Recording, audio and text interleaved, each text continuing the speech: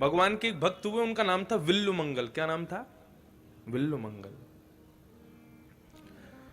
तो विल्लु मंगल जी, मैं अपने मंगलाचरण जब गाता हूं तो मंगलाचरण में एक श्लोक बोलता हूं, अस्ति स्वस्तरुणी कराग्र विगलत कल्प प्रसूना प्लुतम वस्तु प्रस्तुत वेणुना दल हरि निर्वाण निर्व्याकुलम स्रस्त स्रस्त निवद्धनि विविलशद गोपी सहस्त्राव्रतम हस्तन्यस्तनतापवर्ग मखिलोदारम किशोराकृति। इस श्लोक का निर्माण किया श्री विल्लु मंगल जी ने। भगवान की रूप माधुरी रस माधुरी के अनन्य उपासक थे श्री विल्लु मंगल जी। उनके अंदर, अब उसको गुण कहूं कि दुर्गुण कहूं, कि हम सब लोगों को शिक्षा देने के लिए उनका ऐसा भाव था। वे सुंदर स्वरूप कहीं भी देखते थे ना तो उस पर मोहित हो जाते थे। अब ये उनका गुण है दुर्गुण है कि हम लोगों को समझाने का भाव है, ये मुझे नहीं पता, लेकिन वास्तव में हम साधकों को यही मानना चाहिए कि बड़े जन जो हैं वो हमें समझाने के लिए ऐसी लीलाएं करते हैं। एक बार विल्लु मंगल जी किसी मार्ग में जा रहे थे, तभी वहां पर एक सुंदर मृगनयनी एक युवती घड़ा लेकर के जल भरने के लिए आई। अब वो जल भरने लगी, विल्लु मंगल जी की उस पर दृष्टि पड़ी और विल्लु मंगल जी ने जैसे ही उसको देखा स्तब्ध हो गए। ऐसा सौंदर्य, कुएं में से जल खींच रही थी, विल्लु मंगल जी वहीं जाके खड़े होकर उसके रूप को निहारने लगे।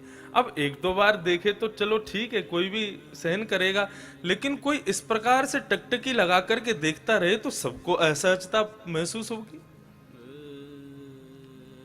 अब वो युवती थोड़ी देर तो उसने देखा संत स्वरूप है, प्रणाम किया, लेकिन जब विल्लु मंगल जी बिल्कुल ऐसे कभी करें कभी ऐसे करें, उसके स्वरूप को देखें तो उसको असहजता लगने लगी।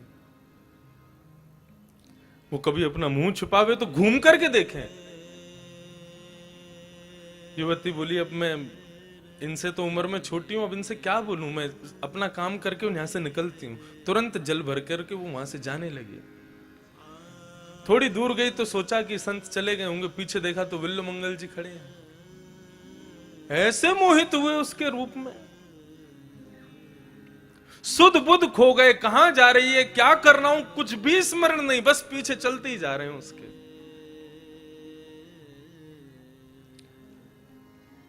युवती का ब्याह हो चुका था, अपने घर पर आई, घर पर आकर के तुरंत उसने अपना घर का दरवाजा बंद किया, अपने पति से बोली मुझे बचाओ। पति बोला क्या हो गया? बोले देखने में साधु संत का स्वरूप लगता है, कोई बड़ा साधक लगता है, लेकिन चरित्र का बहुत नीचा है, बड़ी कुदृष्टि से मुझे देख रहा है। पति ने कहा कुदृष्टि किसे कहते हैं? दृष्टि तो दृष्टि है, उसको कुदृष्टि क्यों कहती हो? बोले वो बाहर ही खड़ा है, मुझे देखने के लिए यहां तक चला आया है।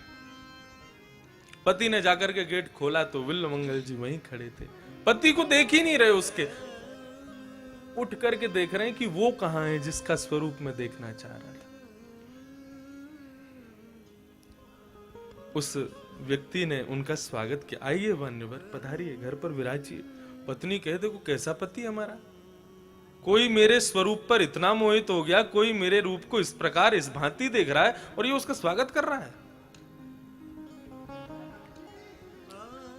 सेज लगा करके बिठाया, बोले प्रसाद पाएंगे? बोले बिल्कुल पाएंगे, अगर आपकी गृहिणी बनाएंगी तो जरूर पाएंगे। पति कहने लगे जल्दी जाओ, भोग सिद्ध करो, संत पधारे, भोजन कराओ।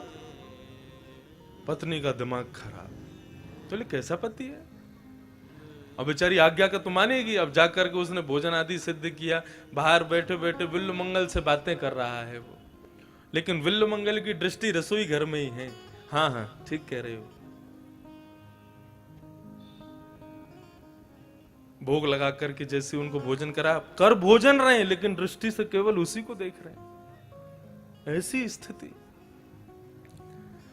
भोग प्रसाद पाने के बाद में, हस्त प्रक्षालन करने के बाद में बिल्वमंगल जी बोले, अब भाई बहुत पा लिया है, इच्छा हो रही है तुम्हारे यहां ही विश्राम कर लें। पत्नी ने पति का हाथ पकड़ा, बोले बिल्कुल मना कर दो। पति ने कहा, अरे अरे प्रभु, आप हमारे कक्ष में विराजो, जरूर जो विराजो यहां पर। कक्ष में जाकर के बिल्वमंगल जी विराजे। बोले प्रभु किसी वस्तु की आवश्यकता? बोले हाँ, भोजनांते पिबेद वारिम, भोजन के अंत में जल पीना चाहिए। अपनी पत्नी को कहो मेरे लिए जल लेके आएगी। हाँ अभी कहता हूं। बाहर आकर के बोला पत्नी से, बोले तुम जाओ जल्दी जल दे के आओ। पत्नी बोले तुम करो, तुम जानो, तुम्हारा काम जानो, मैं तो जा रही हूं अपने घर। ये क्या करवा रहे हो तुम मुझसे? पति ने उसको बिठाया और बिठा करके कहता है कि यदि ये सच्चा साधक होगा ना तो आज ये सुधर जाएगा। बोले कैसे?